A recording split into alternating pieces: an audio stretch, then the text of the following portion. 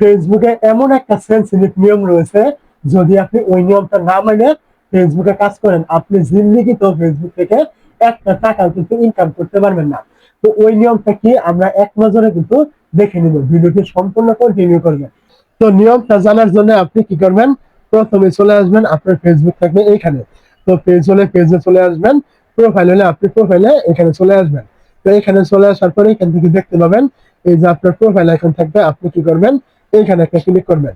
এই জায়গায় ক্লিক করার পর এখান থেকে দেখতে পাবেন ড্যাশবোর্ড নামে একটা অপশন, আপনি এখানে একটা ক্লিক করবেন। এই জায়গায় ক্লিক করার পর এখান থেকে দেখবেন আপনার পেজের নাম শো করবে, এখানে আপনি এখানে ক্লিক করবেন। এই জায়গায় ক্লিক করার পর এখান থেকে দেখতে পাবেন পেজ রেকমেন্ডেশন, অথবা আপনার প্রোফাইল হলে প্রোফাইল রেকমেন্ডেশন, আপনি এইখানে ক্লিক করবেন।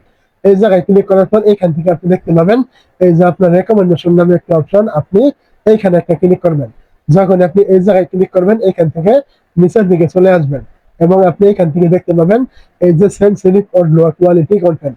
মানে আপনি যদি এইখান থেকে এমন কোনো কন্টেন্ট আপলোড করেন যেগুলো আপনার সেনসিটিভ, মানুষের ক্ষতি হয়, স্বাস্থ্যের ক্ষতি হয়, ফাইন্যান্সিয়াল বিজনেসের কোনো ক্ষতি হয়, কোনো রকম গুজব থাকে, এরকম কোনো প্রকার কন্টেন্ট আপনি যদি তৈরি করেন, তাহলে কিন্তু আপনার এখান থেকে এই যে রেকমেন্ডেশনটা আপনি দেখতে পাচ্ছেন, এখানে আপনার পেজের এই রেকমেন্ডেশনটা কিন্তু ফেসবুক তুলে নেবে। আর যখনই আপনি এরকম কোনো কন্টেন্ট আপলোড করবেন, আপনার পেজের রেকমেন্ডেশন তুলে নেবে, তখন আপনার এই পেজের ভিডিওগুলি কখনোই ভাইরাল হবে না, রিচ এঙ্গেজমেন্ট এগুলো কিন্তু কখনোই আসবে না।